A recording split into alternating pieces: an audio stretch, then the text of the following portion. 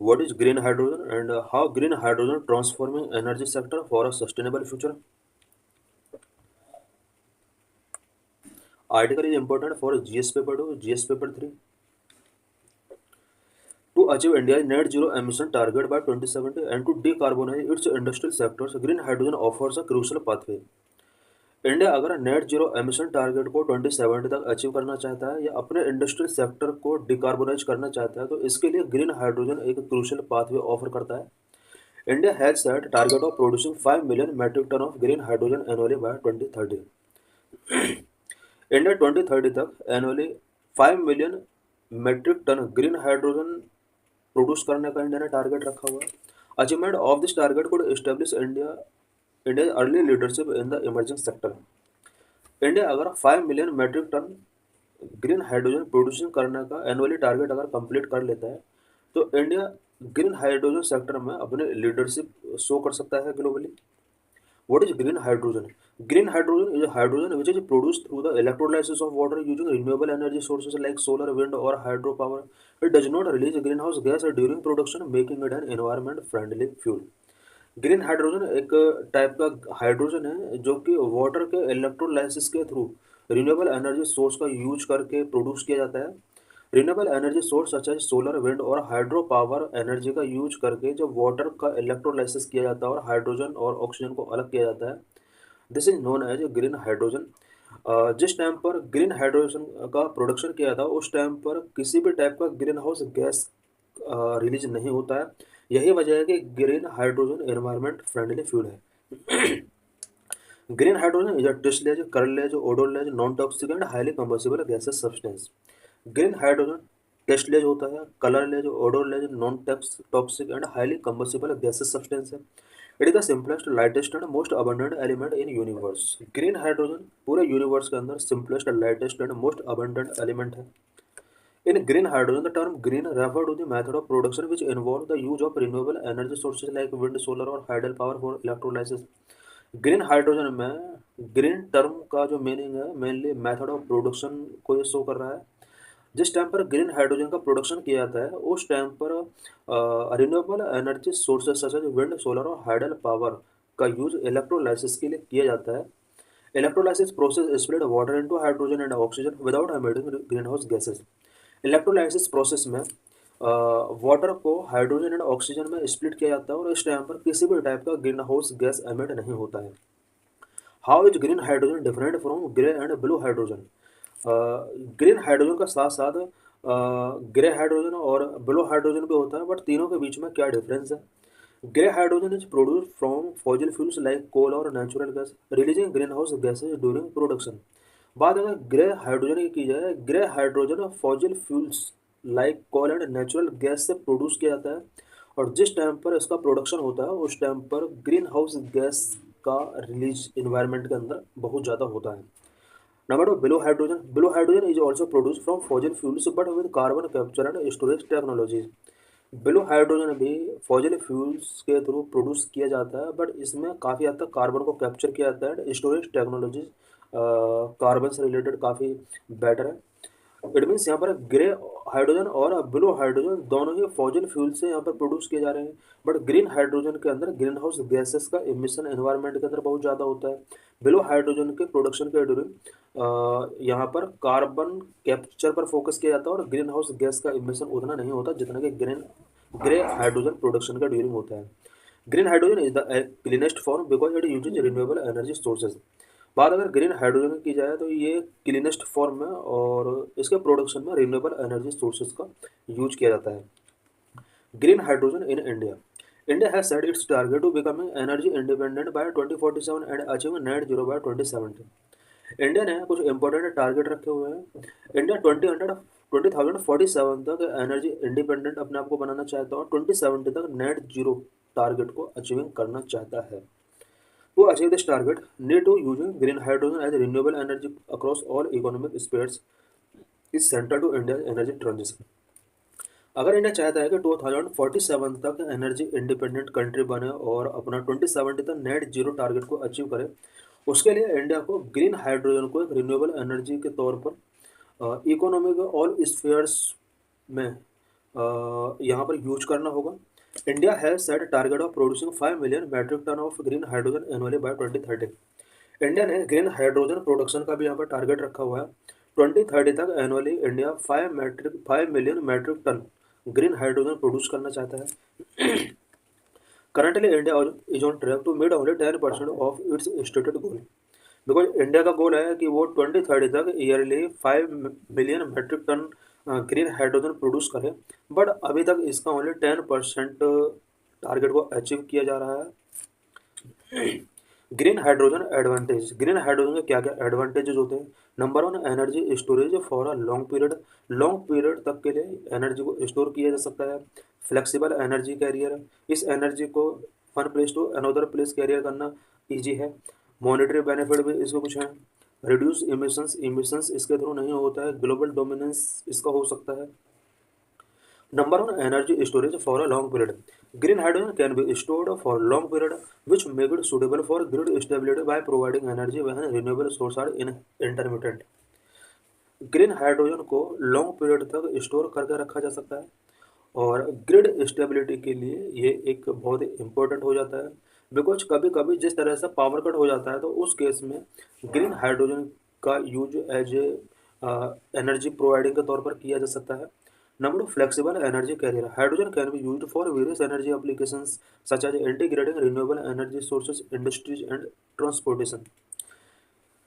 Hydrogen को various energy applications के लिए यूज किया जा सकता है, such as energy sources, industries and transportation को यहाँ पर इंटीग्रेट किया जा सकता है। Number three, monetary benefits, during electrolysis the produced oxygen as a byproduct can be monetized for industrial and medical application.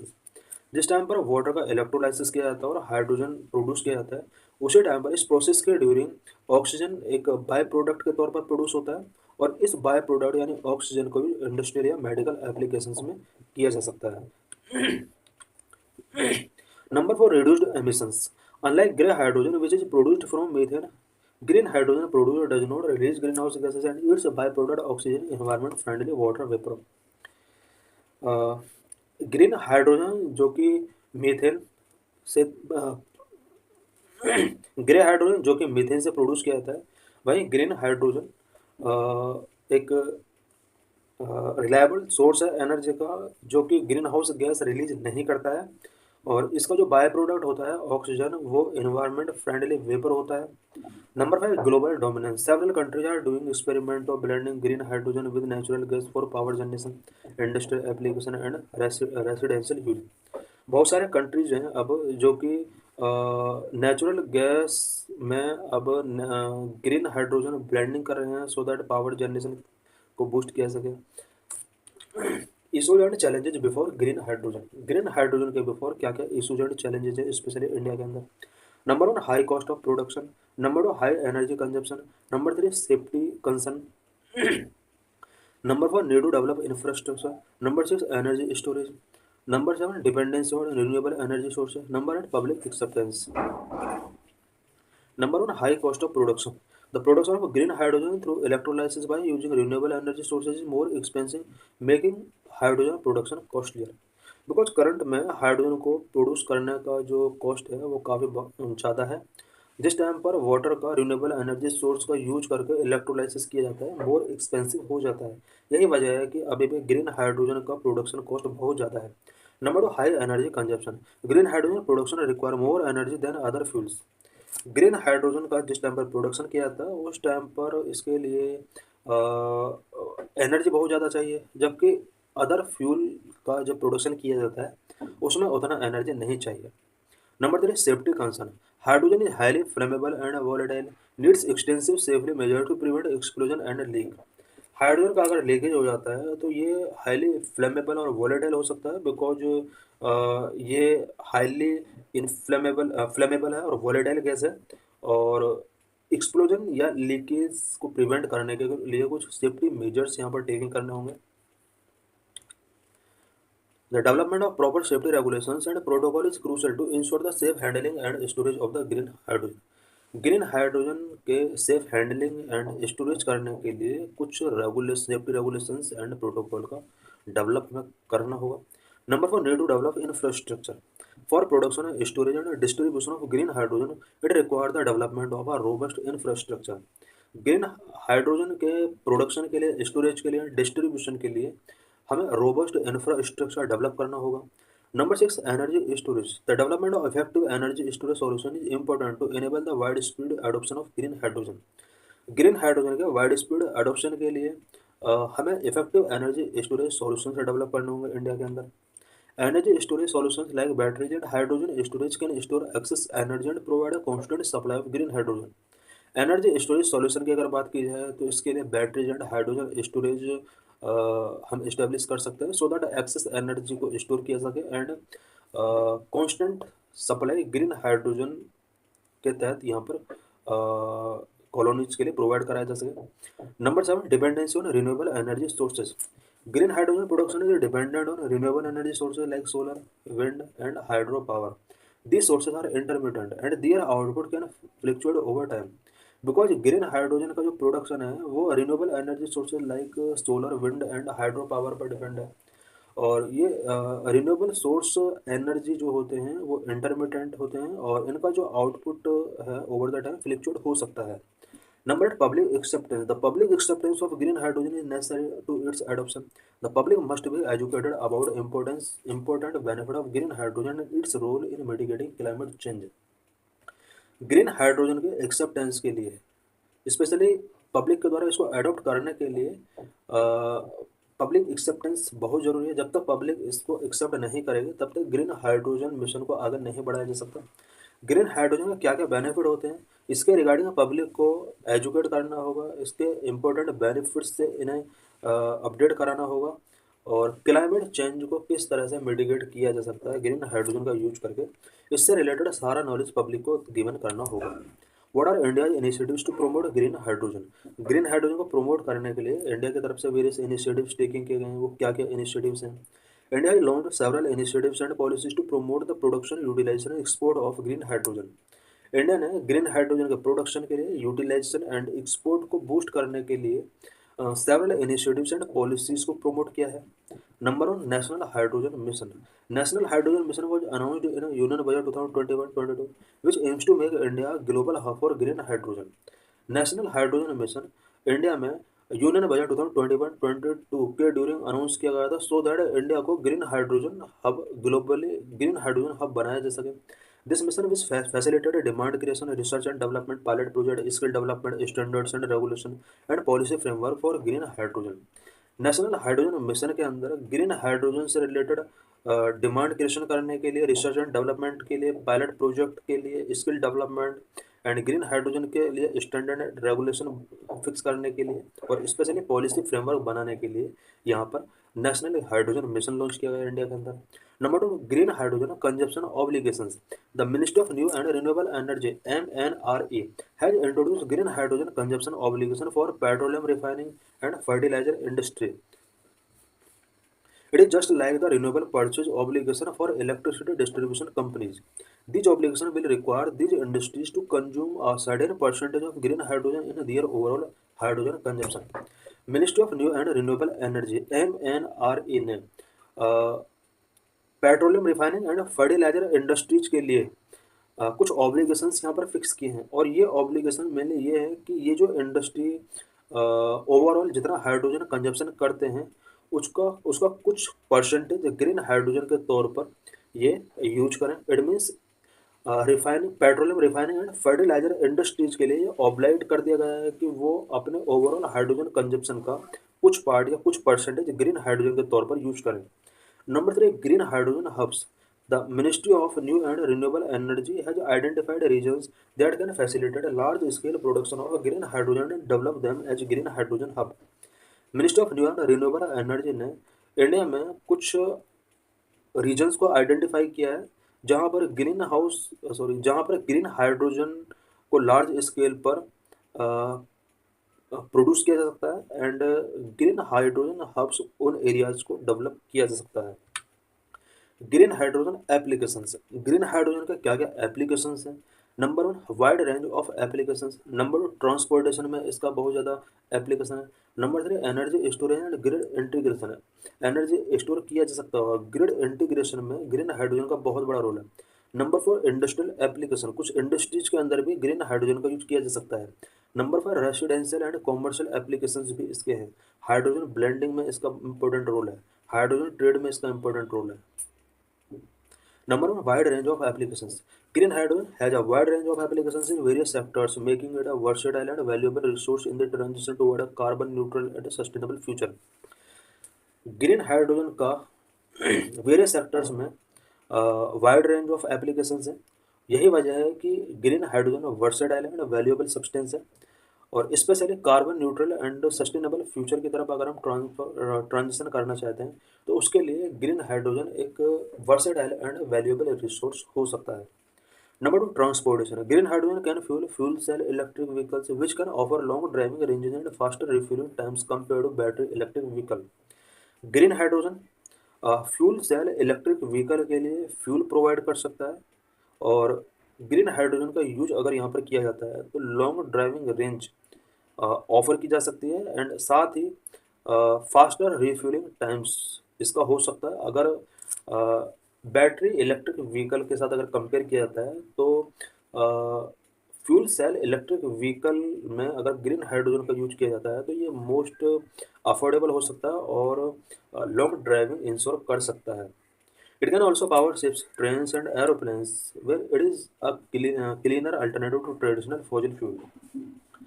Green hydrogen का use ships के अंदर, ट्रेन के अंदर, एरोप्लेन में किया जा सकता है, और ये ट्रेडिशनल फॉसिल फ्यूल के कंपेयर में एक क्लीनर अल्टरनेटिव हो सकता है। Number 3 energy storage and grid integration. Green hydrogen can also store excess renewable energy from intermediate source like solar and wind.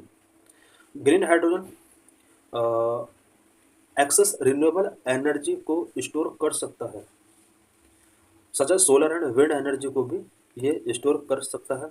It can be converted back into electricity when needed, which help to balance the energy grid and ensure energy security. Green hydrogen solar and wind energy को store करने की capacity रखता है, उसको again electricity में convert किया जा सकता है, और जब नीड होगा तब उसको हम यूज कर सकते हैं। इस तरह से ये energy grid and energy security के बीच में बैलेंस इंश्योर कर सकता है। Number 4 industrial applications. In the steel industry green hydrogen can replace coal based processing, help in reducing emissions. Steel industry में green hydrogen coal based process को replace कर सकता है और एमिशंस को इसके थ्रू रिड्यूस किया जा सकता है। It can also replace fossil fuels used in the production of ammonia. Ammonia के प्रोडक्शन में जो फॉसिल फ्यूल यूज किया जाता है, ग्रीन हाइड्रोजन के थ्रू इसको रिप्लेस किया जा सकता है। Number 5 residential and commercial applications. Green hydrogen can generate electricity for building through fuel cell and can be used for cooking and heating, which lead to replacing natural gas and other fossil fuel. Green hydrogen electricity generate के लिए भी use किया जा सकता है, specially for building के अंदर। इसके लिए फ्यूल सेल्स होती हैं, फ्यूल सेल्स के थ्रू ग्रीन हाइड्रोजन से इलेक्ट्रिसिटी जनरेट किया जा सकता है, और इस एनर्जी को कुकिंग पर्पज के लिए, हीटिंग पर्पज के लिए यूज किया जा सकता है, और natural gas and fossil fuels पर हाउस होल्ड का जो डिपेंडेंसी है उसको रिप्लेस किया जा सकता है। Number 6 hydrogen blending. Green hydrogen can B blended with natural gas and reducing the carbon footprints of natural gas consumption. Green hydrogen natural gas के साथ इसको ब्लेंड किया जा सकता है, और कार्बन फुटप्रिंट्स को यहाँ पर इसके थ्रू रिड्यूस किया जा सकता है। Number 7 number 7 hydrogen trade. Countries with sufficient renewable energy sources can produce green hydrogen for export. They can create new economic opportunities and strengthening global energy security. कुछ country जहाँ पर सफिशिएंट रिन्यूएबल एनर्जी सोर्सेस है, वो green hydrogen produce करके उसको other country के लिए export कर सकते हैं, और इन कंट्रीज़ के अंदर न्यू इकोनॉमिक अपॉर्चुनिटीज़ क्रिएट हो सकती हैं। साथ ही ग्लोबल एनर्जी सिक्योरिटी को स्ट्रेंथ किया जा सकता है। This is PYQ related to this